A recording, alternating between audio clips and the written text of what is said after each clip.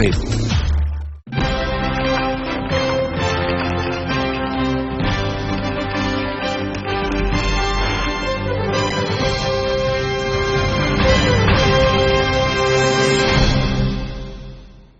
नमस्कार, बहुत बहुत स्वागत है आपका CNBC Awaaz real estate award 2016 presented by RR Kabels. और हम आपको बता दें कि हर साल अवार्ड्स के पहले हम देश के कुछ चुनिंदा बड़े शहरों में जाते हैं, वहां के रियल एस्टेट मार्केट की बात करते हैं, उसी बहाने शहर की प्रगति की बात करते हैं और शहर के विकास की बात करते हैं और किस तरीके से ये शहर देश को आगे बढ़ाने में अपना योगदान दे सकता है। ये तमाम बातें होती हैं और इन सब बातों को करने के लिए उस शहर से मिलाकर हम एक बड़ा प्रबुद्ध पैनल बनाते हैं जिसमें शहर के अलग अलग हिस्सों से जो दक्षता रखने वाले लोग हैं, एक्सपर्ट्स हैं, उन्हें हम आमंत्रित करते हैं। तो ऐसा एक बड़ा पैनल आज हमारे साथ इंदौर में भी शामिल है और इस पैनल का मैं आपसे तारुफ करा दूं। मैं अपने एक्सट्रीम राइट से शुरुआत करता हूं। अरुण मेहता साहब हैं हमारे साथ, शहर के जाने माने बिल्डर हैं, डायरेक्टर बीसीएम ग्रुप के।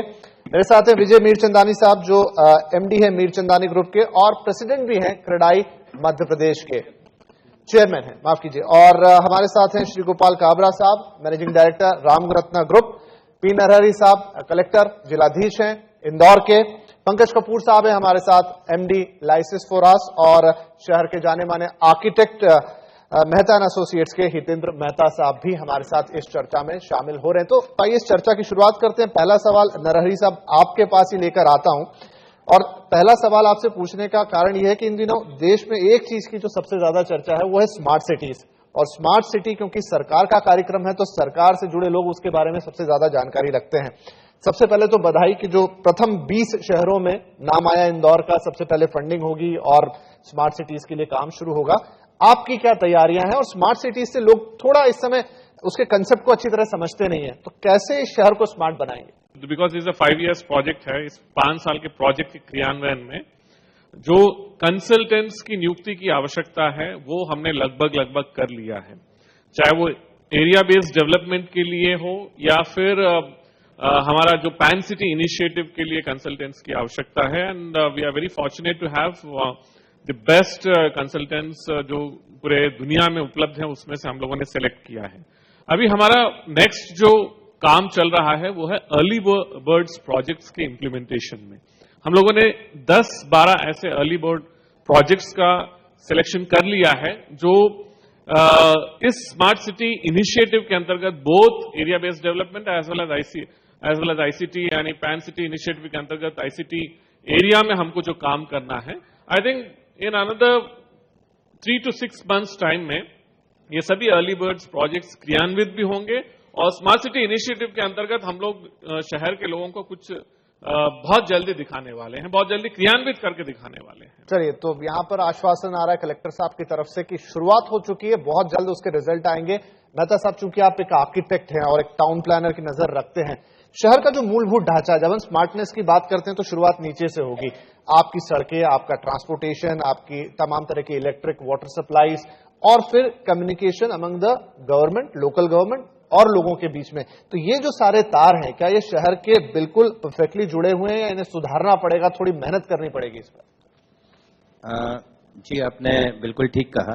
स्मार्ट सिटी में इट्स नॉट ओनली प्रोजेक्ट्स, सिर्फ प्रोजेक्ट्स नहीं है, इसमें एडमिनिस्ट्रेटिव गवर्नेंस का इम्प्रूवमेंट भी एक बहुत आवश्यक फैक्टर है। और जैसा गवर्नमेंट ऑफ इंडिया ने प्रतिपादित किया है कि हर स्मार्ट सिटी की जो कंपनी बनेगी, तो कंपनी ऑलरेडी बन चुकी है इंदौर में, कलेक्टर उसके चेयरमैन है, म्युनिसिपल कमिश्नर जो है उसके एग्जीक्यूटिव डायरेक्टर है और उसमें अक्रॉस द बोर्ड सारे गवर्नमेंट डिपार्टमेंट्स का प्रतिनिधित्व है। तो ये इंश्योर करेगा कि गवर्नमेंट डिपार्टमेंट्स के बीच में जो कम्युनिकेशन गैप है वो न रहे, बिकॉज कलेक्टर साहब खुद उसको चेयर करेंगे। तो इसलिए ये इंश्योरिटी या ये फैक्टर और बढ़ जाता है। जो ये प्रॉब्लम रहती है कि गवर्नमेंट डिपार्टमेंट में इफेक्टिव कोऑर्डिनेशन नहीं है, वो सॉल्व हो जाएगा। Right. Vijay ji, real estate से तो चूंकि स्मार्ट सिटी जुड़ी है, उसका एक अंग होता है रियल एस्टेट, लेकिन रियल एस्टेट को थोड़ा अलग करके अगर मैं बात करूं कि इंफ्रास्ट्रक्चर ओवरऑल शहर का, क्योंकि उसी से रियल एस्टेट की डेवलपमेंट होती है, और दूसरा कि अगर आप शहर को वाकई में स्मार्ट बनाना चाहते हैं तो आपको उस शहर के जो नागरिक हैं उनके साथ भी एक स्मार्ट रिश्ता जोड़ना पड़ता है। तो अब किसी स्मार्ट सिटी के डेवलपमेंट के लिए आप इंफ्रा डेवलप कर दीजिए, आप वाटर सप्लाई, इलेक्ट्रिक सप्लाई, ये चीजें डेवलप कर दीजिए, कम्युनिकेशन के माध्यम को बेहतर कर दीजिए, लेकिन एक ओवरऑल अपलिफ्टमेंट के लिए एक डेवलपर के हिसाब से ये सवाल मैं आपसे पूछ रहा हूं, आपको क्या लगता है क्या काम होना चाहिए? कि इंदौर एक बड़ा अफोर्डेबल शहर है, मतलब 2500 से 3500 एक एवरेज बैंड है, और शायद 2200 भी है। तो इसमें इसी बैंड में हमको क्या हम इंप्रूव कर सकते हैं जो कि कस्टमर अप्रिशिएट करे और उसकी क्वालिटी ऑफ लिविंग इंप्रूव हो। So this is one area that we'll have to debate among ourselves, we'll have to come up with solutions. उसके सॉल्यूशंस हमें लाने पड़ेंगे कि क्या हम अफोर्डेबल होते हुए भी it should not go beyond the purchasing capacity of Indore citizen. यहाँ का कस्टमर काफी डिमांडिंग है और उसको 2500 में भी अच्छी क्वालिटी चाहिए। So we need to not forget कि ये कस्टमर भाई हम लाइटली ले सकते हैं, हमें उसकी उपेक्षाओं को उतरना पड़ेगा और उसके माइंडसेट को मिलाना पड़ेगा। राइट, तो आपने जैसे चलिए प्राइस ब्रैकेट की बात की, इसे रियल एस्टेट से थोड़ा जोड़ा।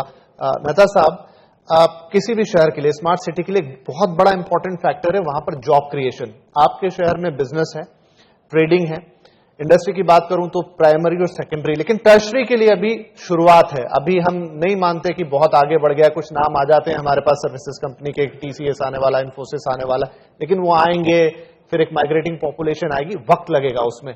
क्या ये शहर वो सब लेने के लिए तैयार है और जॉब का जो ब्रैकेट होना चाहिए शहर के अंदर हर लेवल पे ग्रोथ के लिए, वो ये शहर दे पाता है? सिर्फ बिजनेस पे तो इसकी डिपेंडेंसी नहीं है। बहुत अच्छा सवाल है। सर्विस सेक्टर से मैक्सिमम ग्रोथ अभी कंट्री को मिल रही है।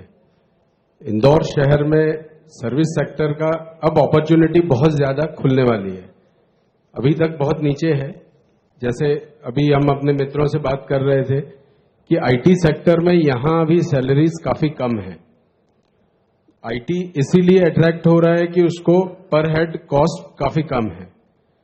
आने वाले समय में नए एंटरप्रेन्योर्स इस मार्केट में चूंकि रिस्क और कॉस्ट कम है, इनिशियल रिस्क बहुत कम इन्वॉल्व होती है, तो नए एंटरप्रेन्योर्स तैयार हो रहे हैं जो यहां के मार्केट को एक टेस्ट मार्केट यूज करते हुए आगे बढ़ेंगे। अब हम अपने दो ऐसे एक्सपर्ट्स के पास जाते हैं जो शहर को समझते तो हैं लेकिन उसे दूर से देखते हैं, पंकज जी और काबरा जी। काबरा जी, पहले आपके पास आता हूं। आप अपने कारोबार के सिलसिले में दुनिया के कई शहरों में जाते हैं, उसमें से कई शहरों को स्मार्ट सिटी का दर्जा प्राप्त है। तो जब आप स्मार्ट सिटी की बात करेंगे तो तुलना तो होगी, सरकार भी अपनी एक्सपर्टीज विदेश से लेकर आ रही है क्योंकि कंसेप्ट देश में नया है। तो अब जब फॉरेन के शहरों से तुलना करें तो हमारे शहर स्मार्ट सिटी के उस मानदंड पे कहां खड़े उतरते हैं? और अगर मैं इंदौर की बात करूं इन पर्टिकुलर, तो कितना फासला इसको तय करना होगा? और कोई भी शहर का विकास, माइग्रेट लोग जब तक नहीं आते तब तक शहर का विकास नहीं होता है। जितने भी दुनिया में देश बने हैं या जितने भी शहर बने हैं वो सारे माइग्रेंट लोगों ने बनाए।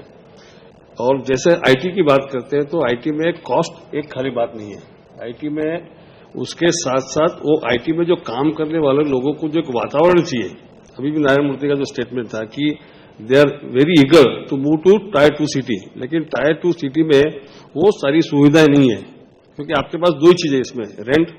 तो आज बॉम्बे में एरोली में 50 रुपए स्क्वायर फीट में आईटी में आराम से जगह मिलती है, आप इंदौर में 30 रुपए में देंगे, इससे कम तो आप भी नहीं दे सकते क्योंकि कॉस्ट आपकी उतनी आती है वर्कर की सैलरी। लेकिन उसके साथ साथ जो बाकी सुविधाएं चाहिए, एजुकेशन, जो लाइवलीनेस चाहिए, जो आज यंग जनरेशन को अच्छे मॉल चाहिए, अच्छी होटलें चाहिए, अच्छी डिस्क चाहिए, जो ये सब सारी सुविधाएं साथ में डेवलप होगी तो ही हम आईटी के जो नई यंग जनरेशन है जो पढ़ लिख के आई है तो ही ये शहर अच्छे से विकास होगा। पंकज साहब, क्योंकि आप अर्बन इकोनॉमिक्स को अच्छी तरह से समझते हैं और अर्बन स्प्रेड को बहुत अच्छा समझते हैं, आज जब मैं आपके साथ बैठा भी था और इंदौर के मैप को देखते हुए हम बात कर रहे थे, तो जो ग्रोथ है वो एक लकीर में है, वो एक सर्कल में नहीं दिख रही थी। क्या आपको लगता है कि ये जो एक स्ट्रेट लाइन ग्रोथ होती है उसके मुकाबले सर्कल ग्रोथ हो तो ज्यादा अच्छी होती? नई इकोनॉमी नहीं आएगी तब तक आपको नया माइग्रेशन नहीं मिलेगा, जो काबरा साहब बोल रहे हैं जी। और नई इकोनॉमी आने के लिए सबसे बड़ा क्वेश्चन होता है कि हमारी कितनी पॉपुलेशन होनी चाहिए। तो पॉपुलेशन का एक बड़ा इंटरेस्टिंग क्रिटिकल मास होता है। अगर आप रिलेटिव ऑर्डर में जहां पे टर्शरी इकोनॉमी की ग्रोथ हुई तो वहां पे अगर आप एनालाइज कीजिए तो आपको लगेगा कि एक क्रिटिकल मास में देख रहा हूं कि 40 से 50 लाख की पॉपुलेशन बेस जब बन जाती है तो उसके बाद क्रिटिकल मास ऑटोमेटिकली बन जाता है और वहीं पे टर्शरी इंडस्ट्री का इवोल्यूशन होना चालू हुआ है। उस पॉइंट ऑफ व्यू से बहुत कुछ करना चाहिए इंदौर को उसको अट्रैक्ट करने के लिए। तो आपको शायद बेटर टैक्स रिफॉर्म्स देने पड़ेंगे, अगर आईटी को यहाँ पे लेके आना है।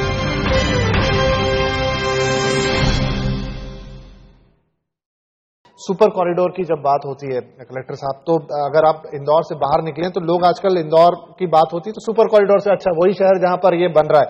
लेकिन अगर हम बात करें उसको कि पिछले 3-4 साल से जो डेवलपमेंट उसके अंदर हो जाना चाहिए था, जो इंडस्ट्रीज उसके अंदर लग जानी चाहिए थी, वहां पे जो विकास दिखाई देना चाहिए था वो दिखता नहीं है, क्या कारण रहे? सुपर कॉरिडोर पे हम लोग फाइनेंस एंड टेक्नोलॉजी को मिला के इंदौर फिनटेक सिटी के रूप में एक लेके आ रहे हैं। ऑलरेडी इन्फोसिस और टीसीएस ऑलरेडी आया हुआ है and I am very happy to inform you that March 2017 में दोनों कंपनीज अपना अपना काम जो है वो स्टार्ट करने वाले हैं। सुपर कॉरिडोर को हम रिऑर्गेनाइज न केवल रिऑर्गेनाइज कर रहे हैं बल्कि रीडिफाइन भी कर रहे हैं। और जैसे मैंने कहा है कि फिनटेक सिटी को हम यहां पे ला रहे हैं and we are very happy to inform कि आने वाले जीआईएस में हमारा ये फिनटेक सिटी भी जो है बहुत प्रोमिनेंटली हम दर्शाने वाले हैं। तो commodity, service, IT related activities और finance related activities, Indore ultimately this is been always known as the financial capital of central India Madhya Pradesh. तो हम उसी चीज पे फोकस कर रहे हैं and I am very sure कि आप देखेंगे कि जो 3 इयर्स बीत गए हैं उसका डबल इम्पैक्ट जो है वो आने वाले 1.5-2 साल में आपको दिखाई देगा। मेहता जी आपके पास आता हूं, बहुत इंपॉर्टेंट है क्योंकि जिन शहरों को हमने विकास करते हुए देखा है, बेंगलोर की बात ले लीजिए, ऊपर आप गुड़गांव की बात ले लीजिए, वहां से खबरें आती हैं कि लंबे लंबे जाम लग गए, गाड़ियां चल नहीं पा रही हैं, सड़कें छोटी पड़ रही हैं। इंदौर में आज तो स्थिति उतनी बुरी नहीं है, लेकिन जब आप स्मार्ट सिटी की बात कर रहे हैं, जब आपके पास एक पॉपुलेशन बस्ट आएगा, आसपास के शहरों से लोग आएंगे, अर्बनाइजेशन की स्पीड बढ़ेगी, तो जिस तरह का इंफ्रास्ट्रक्चर आज आपके पास शहर में मौजूद है, क्या अभी से उस पर ध्यान देने की जरूरत है? इंदौर में एक सिटी ट्रांसपोर्ट का नेटवर्क का जो ऑलरेडी एक अच्छा मॉडल माना गया था, उसका बहुत तेजी से विस्तार किया जा रहा है। अलग अलग रूट्स डिफाइन किए जा रहे हैं। एक रूट रैशनलाइजेशन प्लान बनाया जा रहा है जिसमें सारे रूट्स को रीऑर्गेनाइज करके पब्लिक ट्रांसपोर्ट सुगमता से अवेलेबल हो जाए। अब जो बसेस आ रही हैं वो एसी एयर कंडीशन बसेस आ रही हैं। आपको जो अभी 15 से 25 मिनट का एक वेटिंग टाइम रहता है उसको रिड्यूस करके 3 से 5 मिनट का करने की रूट रैशनलाइजेशन प्लान में इच्छा है। प्लस एक इम्पोर्टेंट जो इंटरवेंशन है वो है ट्रांजिट ओरिएंटेड डेवलपमेंट, टीओडी। ये एक बहुत नया कंसेप्ट है और इंदौर शायद पहला ऐसा शहर है जिसने अपना ट्रांजिट ओरिएंटेड डेवलपमेंट का पूरा प्लान बनाया है, जिसमें और ये कंसेप्ट ये है कि आपका जो भी मेन ट्रांजिट कॉरिडोर्स हैं उनके आसपास आप डेवलपमेंट इस तरह से करें कि वो पब्लिक ट्रांसपोर्ट को सपोर्ट करें। दिल्ली में एक आध दो कॉरिडोर्स पे ये चीज इंप्लीमेंट या एक आध दो कॉरिडोर पे स्कीम बनाई है, अहमदाबाद में 1-2 कॉरिडोर्स पे बना है, बट एज ए सिटी ये कंप्लीट प्लान इंदौर के लिए बनाया गया। तो चलिए इस पार्किंग और इंफ्रास्ट्रक्चर से चर्चा को थोड़ा आगे बढ़ाता हूं, क्योंकि एक जो अगला बज़वर्ड है हिंदुस्तान में वो है अफोर्डेबल हाउसिंग का, हाउसिंग फॉर ऑल का। घर सभी को देने हैं और अपनी अपनी क्षमता के हिसाब से सब लोग घर खरीदेंगे। मेहता साहब, इस वक्त जो इंदौर की स्थिति है, हम ये नहीं कहेंगे कि प्राइसेस बहुत ज्यादा हैं या अफोर्डेबिलिटी के बाहर हैं, पर जैसा मैंने कहा कि सबकी अपनी अपनी क्षमताएं हैं, हर तरह की इंडस्ट्री आपके पास मौजूद है, तो उस हिसाब से लोगों की घर खरीदने की अलग अलग कैपेसिटी है। उस मायने में हाउसिंग फॉर ऑल की तरफ ये शहर कितना बढ़ रहा है? हाउसिंग फॉर ऑल की तरफ बढ़ने में हम अभी काफी पीछे हैं।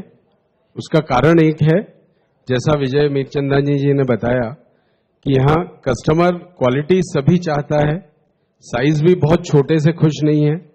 इस वजह से उसके बजट से ये चीजें बाहर हो रही है। जो कस्टमर 5-6 लाख 8 लाख रुपए में घर चाहते हैं, उन्हें ये कंप्रोमाइजेस करने पड़ेंगे। एरियाज उनको शायद पहले जितने लग्जूरियस बड़े एरियाज नहीं मिले, छोटे एरियाज के साथ अगर अफोर्डेबल हाउसेस क्रिएट किए गए तो डेफिनेटली बिल्डर्स बहुत कम मार्जिन पे यहाँ काम करते हैं और कुछ एरियाज में तो नेगेटिव मार्जिन्स पे पिछले 5 सालों में काम कर रहे हैं। मुझे ये आशा है कि अफोर्डेबल हाउसिंग में आने वाले 3 से 5 सालों में बहुत सारे प्रोजेक्ट्स आएंगे और इंदौर में घरों की कमी नहीं होगी। राइट, मीरचंदानी जी, जो सर बात कह रहे हैं कि आप उससे इत्तेफाक रखते हैं। हम लोगों ने काफी प्रोजेक्ट्स अभी, जैसे हम भी एक प्रोजेक्ट उसी बैंड में लाए हैं 15 से 25 लाख में। I think BCM is also looking at it. So many builders are looking at bringing affordable housing projects. तो उसमें हमको टेक्नोलॉजी यूज करनी पड़ रही है, हमको लीड टाइम कम करना पड़ रहा है, हमको उसको चीपर करना पड़ रहा है, एंड येट मैं जो कह रहा हूं क्वालिटी में कॉम्प्रोमाइज इतना ज्यादा नहीं कर सकते, नहीं तो तकलीफ है. So Indore has a good mix of affordable housing. I see a lot of affordable housing coming in next coming 5 years 10 years. Kabra ji, मैं आपसे पूछना चाहता हूं, जैसा हम इंदौर को देखते हैं और इस वक्त अगर हम देश के रियल एस्टेट मार्केट की बात करें तो उसमें कोई गुरेज नहीं कि हम कहें कि स्थिति अच्छी नहीं है, लेकिन फिर वही कहूंगा, हर शहर का अपना कैरेक्टर है, हर शहर का अपना मार्केट है. इंदौर के रियल एस्टेट मार्केट को आप कहां खड़ा पाते हैं? क्या वो एक बैलेंस पोजीशन में है? देखिए, पहली बात तो ये है कि इंदौर का भविष्य बहुत अच्छा है, क्योंकि एज फार एज जो सारे डेवलपमेंट चल रहे हैं उसको देखते हुए इंदौर का भविष्य अच्छा है. अब जैसे मिर्चा साहब ने बताया कि 15 से 25 लाख के अगर प्राइस बैंड में अगर लोगों को घर मिलते हैं, उससे कम में उम्मीद रखना भी एक लोगों की सूझबूझ में कमी की बात करेंगे हम लोग. क्योंकि आज बैंगलोर में जो आज ये 15 से 25 लाख का यहाँ चल रहा है, वही चीज बैंगलोर में 40 से 50 लाख का रेट है, जिसको वहां के लोग एफोर्डेबल मानते हैं. यानी बैंगलोर का अगर टोटल टर्नओवर रेट का देखेंगे तो 80 to 85% सेल जो 40 से 50 लाख रुपए की फ्लैट की है. ठीक है, वो हाई एंड लग्जरी की बात करते हैं, यहाँ भी कुछ लग्जरी बन होंगे, लेकिन 15 से 25, आज मैं गुजरात में कोई बिल्डर मिल गया था, वो छोटे तालुका में फ्लैट बना रहा है एफोर्डेबल 9 लाख रुपए में. तो छोटे तालुका में अगर 9 लाख रुपए में, तो इंदौर तो एक शहर है, यानी हिंदुस्तान के टॉप 25 शहरों में तो हम गिन ही लेंगे उसको.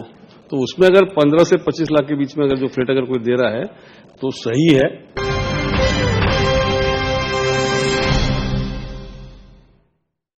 नरहरी साहब, जो आप अब बात कर रहे थे और हमने हाउसिंग फॉर ऑल की बात की थी, और क्योंकि उसमें गवर्नमेंट का रोल बहुत बड़ा है, बाकी आप सब डेवलपर भी इसमें साथ हैं और सब मिलकर बनाएंगे. और दूसरी चीज जो काबरा साहब ने की, क्योंकि चाहे हाउसिंग हो, रियल एस्टेट हो या दूसरे धंधे हो, ईज ऑफ डूइंग बिजनेस, जो प्रधानमंत्री भी जिसपे बहुत ज्यादा एम्फेसिस कर रहे हैं, हम देख रहे हैं कि देश की कुछ बड़ी म्युनिसिपल कॉर्पोरेशंस में वाकई में उसकी तरफ काम हुआ है, परमिशंस जल्दी आने लग गई हैं. इंदौर कहां खड़ा है इस वक्त? अगर नॉर्थ इंडिया के हाउसिंग फॉर ऑल जो prime minister Awas Yojana PMAY का बात करें, तो नॉर्थ इंडिया इंदौर में we are the city with maximum number of units हमने सैंक्शन कराया, और मोर देन 8,000 यूनिट्स जो है इंदौर में ऑलरेडी सैंक्शन हो गए हैं, टेंडर्स हो गए. अनदर 15,000 यूनिट्स का जो है वो पाइपलाइन में है, within a months time वो भी सैंक्शन हो जाएंगे. This puts together is something like 1,500 to 2,000 crores worth of sanctions हैं जो मैं जिसकी बात कर रहा हूं.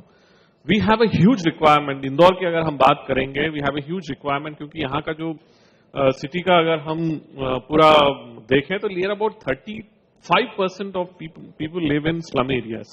हम उन सबको उठाकर स्मार्ट सिटी, अगर हम एक नए डेफिनेशन से हम देखेंगे, अगर हम इन लोगों को निकाल के एक बेहतर जीवन जीने के स्थाई में ले आएंगे तो अपने आप में शहर स्मार्ट होने लगेगा. तो जो हमारे अंडर प्रिविलेज और नीडी लोग हैं, उनको अगर हम बेहतर आवास देने का प्रयास करेंगे तो वही चीज जो है वो प्राइम मिनिस्टर आवास योजना में दिखता है.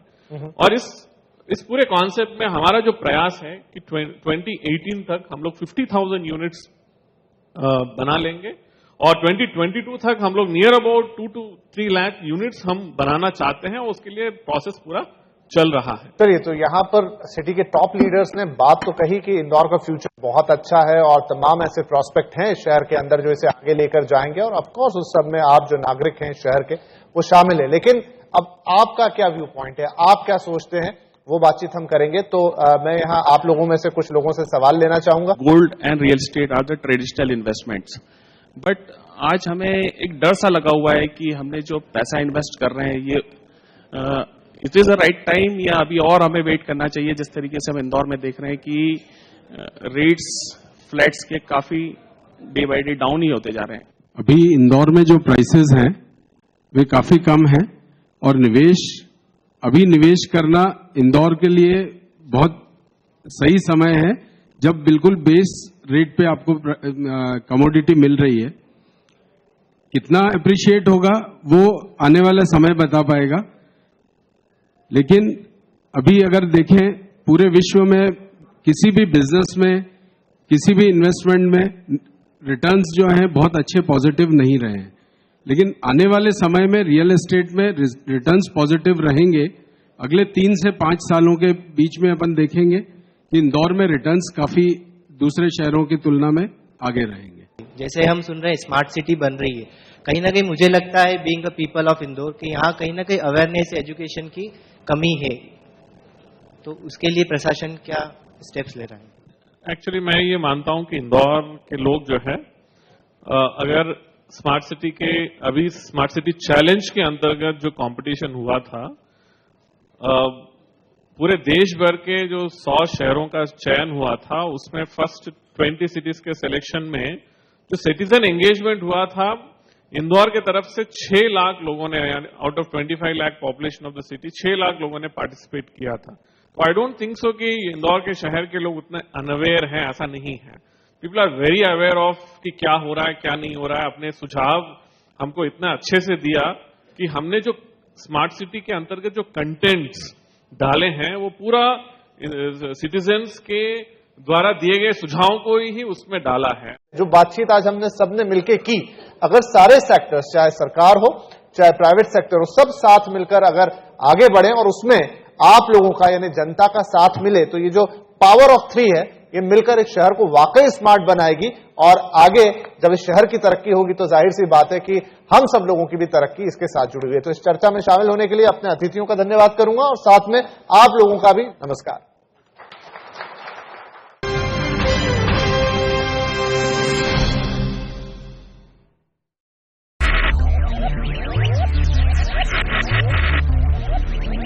Focus, ideate, innovate, enable.